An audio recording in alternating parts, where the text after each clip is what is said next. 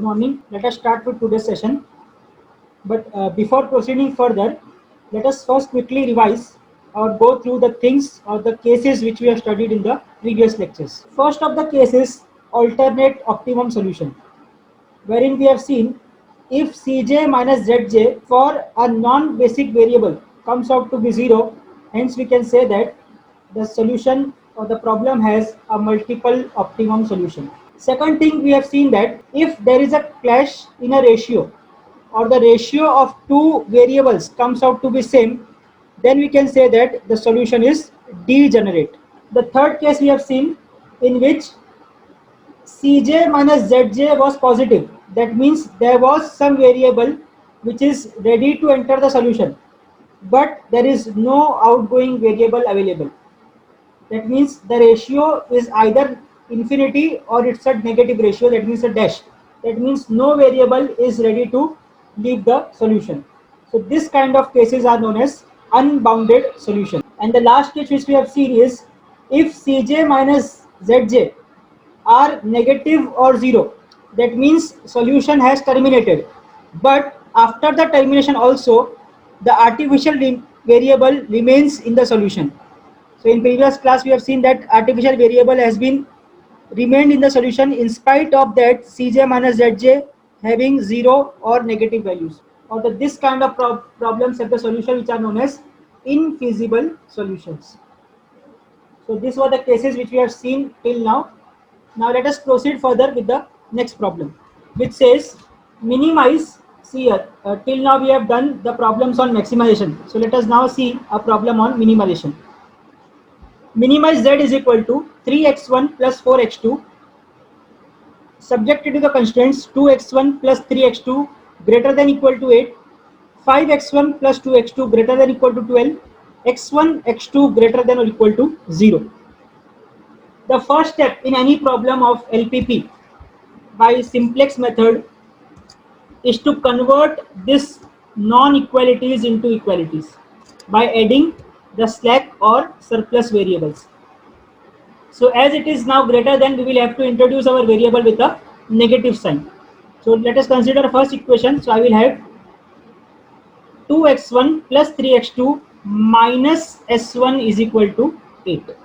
This minus s1 has been introduced to remove the greater than equality sign. Similarly, for second equation, I will have the equation as 5x1 plus 2x2 minus s2. Again, this negative variable is being added to remove the greater than constraint. And next, as we have introduced s1 and s2, I will write x1, x2, s1, s2 should be greater than or equal to 0. Now next part, we have to also make the corresponding changes in the objective function such that this variable should not affect the objective function. So what we do, we introduce these variables in the objective function with a 0 as the coefficient. One more thing, so we will have like this, let us say minimize z is equal to 3x1 plus 4x2, then we will write plus 0 s1 and plus 0 s2. This we would have written. But now we can observe that it is a problem of minimization. Till now whatever we have studied was the concepts or was the procedure to solve problems on maximization. For minimization also the procedure is same, but then you have to again remember some things, like we consider Cj minus Zj as positive, then you have to consider negative, and there will be many other changes when we consider the minimization problem. So is there any other way where we can do it in some simpler form? So yes, it is there. What you have to do, you have to just convert this minimization problem into a maximization problem. It's just a simple one liner. See what I have written here in the next step. Maximize z is equal to, just observe this, minimize has changed to maximize z, and what are the corresponding changes? Only here the objective function which was 3 earlier now becomes minus 3 and plus 4 becomes minus 4. That's it.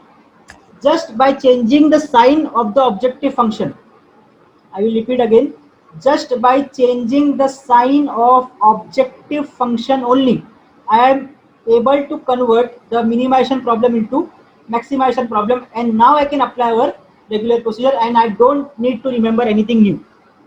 We will follow our same steps as we do for maximization. Any doubts still here, please ask. No doubt, sir. Next step is to draw a simplex table with the given data. So I will proceed with the tabular part. Just observe that there will be something new coming now. So for a table, we will write the variables like x1, x2, s1, and s2. So I will write x1, x2, s1, s2. Next step is write the corresponding coefficients from the objective function. So it will be -3, -4, 0, 0. Next step, write the coefficients from the equations in the corresponding columns. So for first line I will get 2, 3, -1 and 0. And for next equation I will get 5, 2, 0 and -1, and B is 12. Okay, now what is your observation? We have to add two artificial variables. Yes, very good. See this, I want a unity matrix or identity matrix of 2 by 2. Why 2 by 2? Because there is only two equations which are available. So what I will do, I will introduce two artificial variables now. In previous problem we have introduced only one, because 1, 0 was already existing. We only had to make 0, 1.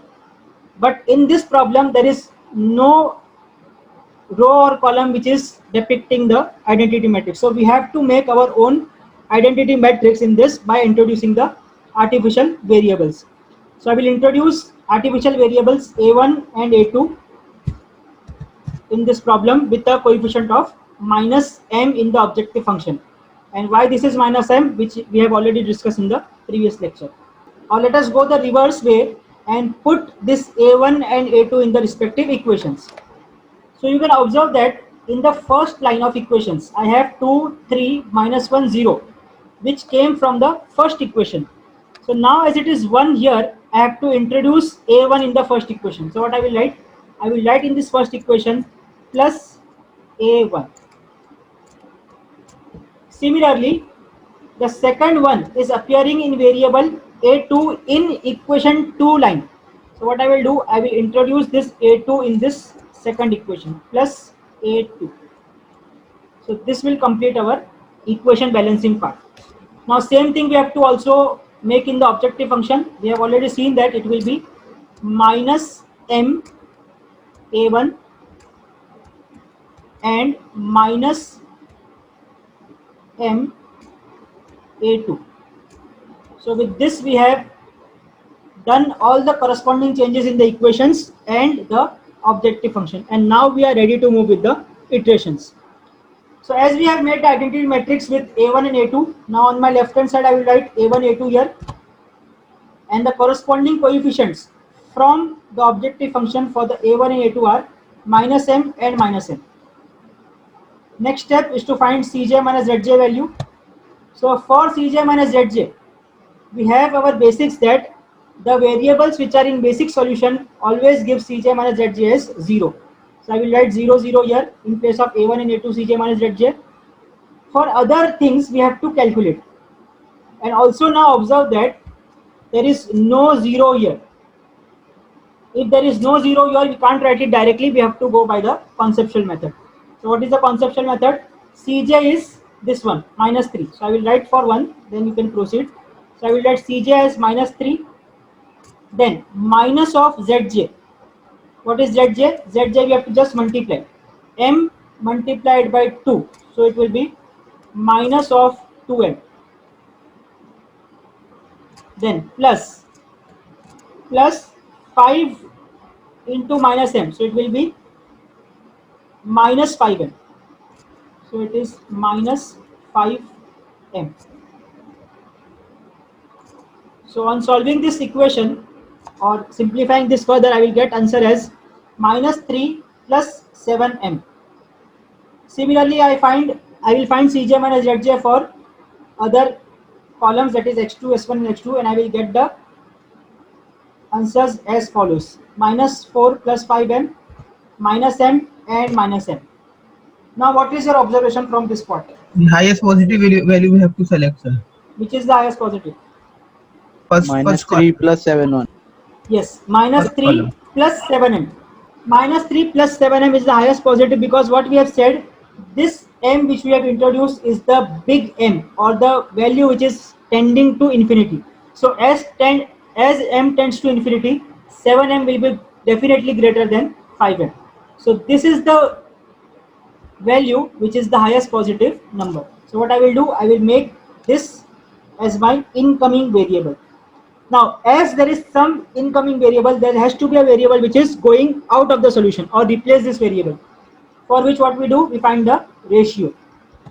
Ratio is this b, the value of b divided by the value of b divided by the value in this corresponding column. So it will be 8 divided by 2, that is 4, and for second column or second row I will get 12 divided by 5. Now we check in this ratio which is the minimum one. So 12 by 5 will be around 2.5 something, and 8 by 2 is 4. So we will tell that the variable a2 is my least ratio, hence that will go out of the solution. So what is my conclusion here? My conclusion is a2 leaves the solution and x1 enters the solution. So let me proceed further. We also know that the intersection of outgoing variable and incoming variable is nothing but the key element. So this 5 will now become my key element, and now I can proceed further with the next iteration, in which I will just replace a2 with x1. So I will give you time for 5 minutes to complete the next iteration table. So take 5 minutes, complete the next iteration, and then we'll proceed further. Okay, so let's proceed further. I will just display the answers in front of you, and you need to check whether you are right or wrong in your calculations. So these are the answers which you will get after performing the row operations and the shortcut method for various unknowns. Okay, so now let us observe something. So as per the observation, which is now the highest number in Cj minus Zj? X2, sir. 11m X2. minus 14. Yes, the 11m minus 14 divided by 5 is the highest number, because as we said, m is highly positive number, so 11m will be the highest number. Hence we will say that this variable will enter the solution, and if this is entering, someone has to leave the solution. So we find out the ratio for that, and ratio is coming out to be for a1 as 16 by 11 and for x1 as 6. So you observe that this is the least ratio, 16 by 1. So this variable will be going out of the solution. So conclusion is a1 going out of the solution and x2 coming into the solution. With this, let us proceed further. Okay, so I have made the same table here, and just I have marked a key element wherein it is the intersection of the incoming variable and outgoing variable.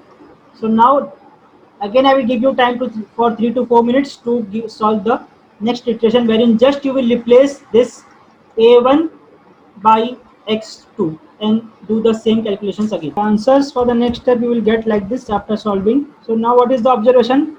Observation is, as all the Cj minus Zj values are either negative or 0. So you can observe here the basic variables are having Cj minus Zj as 0, and rest all the Cj minus Zj are negative. So minus 14 by 11, minus 1 by 11, minus m, and again here minus m. So all the values are either negative or 0. So we will say that as all those values of Cj minus Zj are negative or 0, the solution is optimum. And when solution is optimum, what we do? We find out this value also. That is this one. So I will write maximize Z is equal to minus 124 by 11 at x1 is equal to 20 by 11 and x2 is equal to 16 by 11. But what is this answer? This is answer for maximize Z. We need answer for minimize Z. So what I will do, I will just multiply it with the minus sign. So my answer will be now minimum Z is equal to 124 by 11. See what I have done. I have just multiplied the objective function by minus. So minimize Z is equal to 124 by 11 at x1 is equal to 20 by 11 and x2 is equal to 16 by 11. And yes, finally we have got the right answer, and this have completed our solution.